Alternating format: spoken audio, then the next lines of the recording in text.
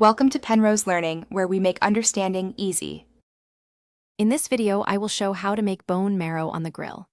First, select marrow bones that are cut lengthwise.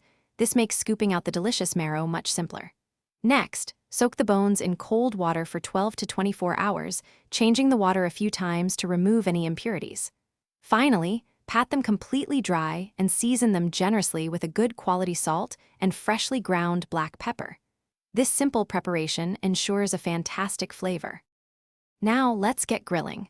Preheat your grill to a medium-high heat, aiming for about 400 degrees Fahrenheit.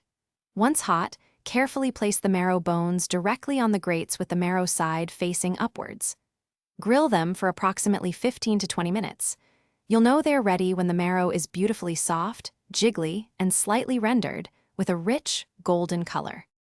Once your bone marrow is perfectly grilled, it's time to enjoy. Serve it immediately while it's still warm and unctuous. It pairs wonderfully with toasted sourdough bread or your favorite crackers, allowing you to scoop out the creamy marrow.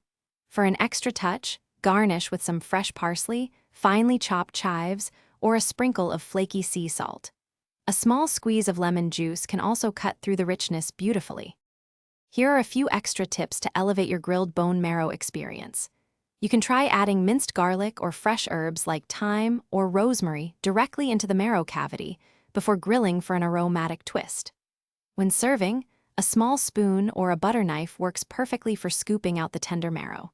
And hey, for those looking to streamline their kitchen routine, check the description for a link to some fantastic leak-proof meal prep containers, along with other great deals you won't want to miss. Thanks for watching. If this was helpful, leave a like and consider subscribing. See you next time.